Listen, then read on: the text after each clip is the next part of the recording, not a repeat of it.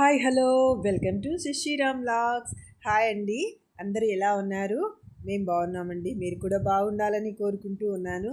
నేనైతే ఈసారి ఆ హైల్లో డీప్ ఫ్రై ఐటెం చూపిస్తూ ఉన్నానండి.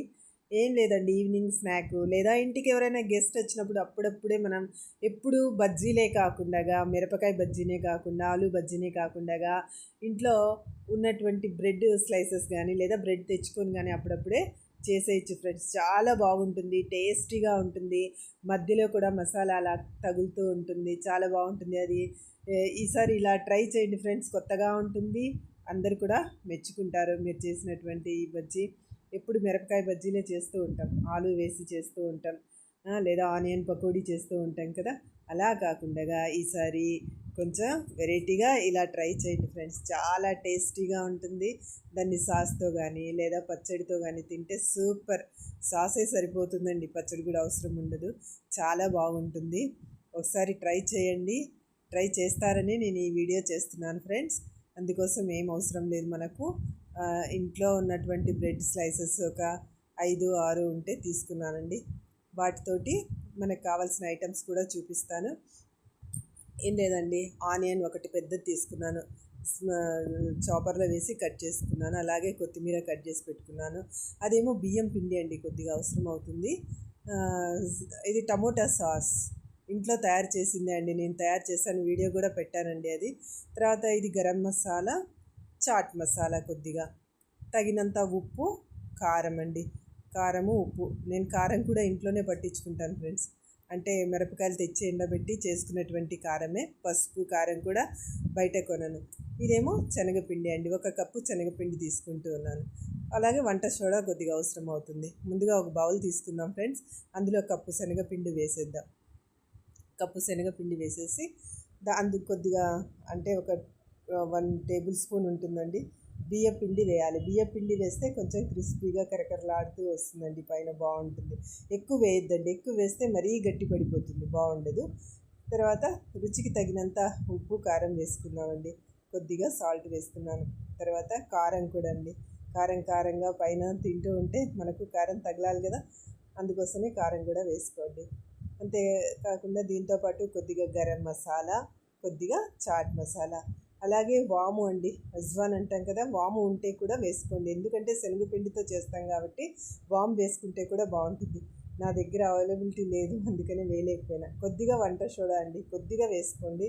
నేను కొద్దిగా ఎక్కువే వేసినట్టున్నాను, కానీ కొద్దిగా తగ్గించి వేయండి, బాగుంటుంది. మొదట మాత్రం చేత్తో బాగా కలుపుకోవాలండి. బజ్జీ వేసేటప్పుడు, ఏ బజ్జీ అయినా సరే అండి, పిండి కలపడంలోనే ఉంటుందండి. మొదట వాటర్ వేయకుండానే పిండి అంతా బాగా మనం వేసిన ఐటమ్స్ అన్నీ కలిసిపోయే విధంగా కలుపుకోండి ఫ్రెండ్స్. అలా కలుపుకున్న తర్వాత కొద్దిగా వాటర్ వేస్తూ కలపండి.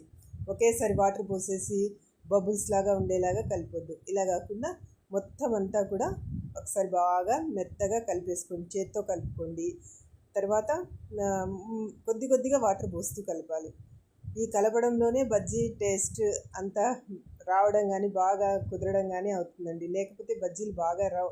కొంతమంది వేస్తే పిండిగా అట్లాగే ఉండిపోతుంది, అలా ఉండదు. చూడండి, బజ్జీ బాగా వస్తుంది. కొద్దిగా వాటర్ వేస్తూ కలుపుతూనే ఉండాలి, ఈ కలపడంలోనే ఉంటుంది. చెయ్యి మాత్రం బాగా స్పీడ్గా కలపండి, బాగా కలిసిపోవాలి. అలా కలిస్తేనే బాగుంటుందండి, బబుల్స్ అన్నీ పోవాలి. అలా చేసేసిన తర్వాత కొద్దిసేపు దాన్ని మూత పెట్టి పక్కన పెట్టేద్దాం ఫ్రెండ్స్. అంతలోపు మనం ఈ బ్రెడ్కి మసాలా పెట్టుకుందాం. బ్రెడ్ స్లైసెస్ కూడా మనం కట్ చేసుకోవాలండి. కొంతమంది అలాగే కూడా చేసేసుకోవచ్చు అంటారు, కానీ చేసుకోవచ్చండి, సైడ్ ఉంటే కూడా ఏం కాదు. కానీ నేనైతే తీసేస్తూ ఉన్నాను. తీసేస్తే కొంచెం స్టిఫ్గా రాదు, అలాగే ఉన్నా కూడా మనం మడత పెట్టినప్పుడు స్టిఫ్నెస్ వస్తుంది. నేనేమంటే మాడిపోయినట్టు ఉంటుందని చెప్పేసి తీసేస్తూ ఉన్నాను సైడ్కి. అలా అన్నీ తీసేసి రెడీ చేసి పెట్టుకోండి.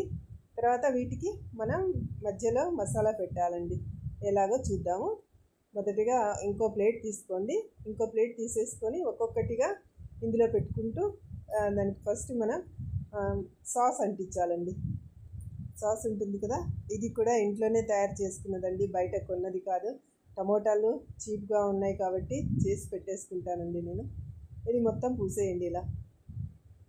అలా పూసేసిన తర్వాత దాని మీద మనం కొద్దిగా ఆనియన్స్ మీ టేస్ట్కి తగినంత వేసుకోండి. మధ్యలో కూడా తగులుతూ ఉంటుంది, చాలా బాగుంటుంది ఫ్రెండ్స్. కొత్తగా చూడండి.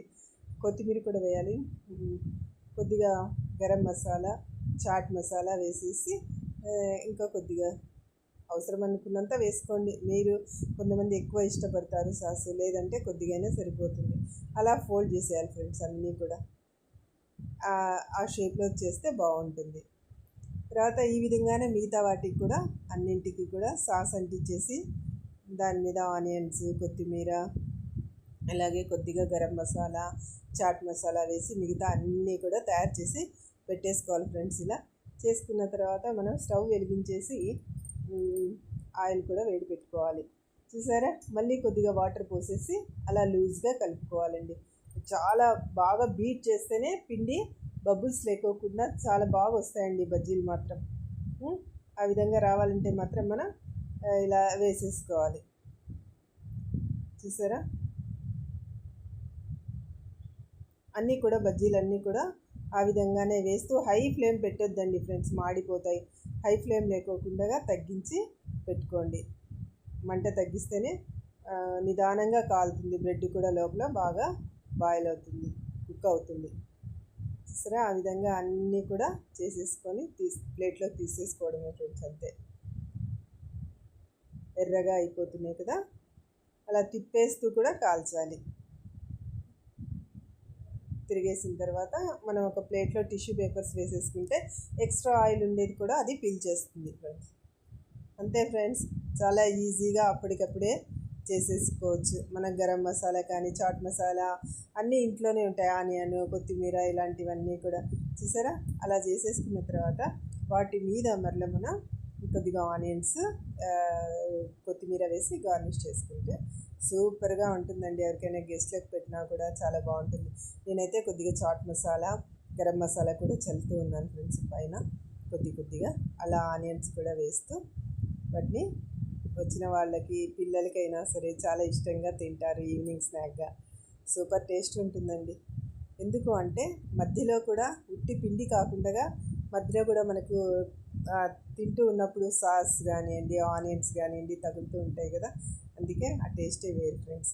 చాలా బాగుంటుంది. మీరు కూడా ఒకసారి ట్రై చేయండి, వస్తాయి. చూడండి మధ్యలో కూడా ఎలా ఉందో చూపిస్తాను, చూసారా.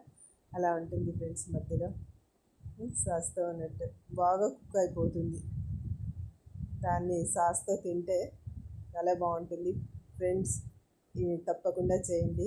నా ఛానల్ మొదటిసారి చూస్తుంటే సబ్స్క్రైబ్ చేయండి, లైక్ చేయండి, షేర్ చేయండి, కామెంట్ చేయండి. ఇంకా మీరు ఇచ్చే లైకే నన్ను ముందుకు తీసుకెళ్తుంది ఫ్రెండ్స్. తప్పకుండా లైక్ చేయండి. అలా కొత్తిమీర కూడా వేసేసి గార్నిష్ చేసేసుకోవాలి. సూపర్గా బాగుంటాయి ఫ్రెండ్స్. అందరూ కూడా ట్రై చేయండి. ఎలా ఉందో కామెంట్ చేయండి. ఓకేనా, బాయ్ బాయ్ అండి. మళ్ళీ మరొక వీడియోతో మీ ముందుకు వస్తాను. మీ శ్రీరామ్. బాయ్.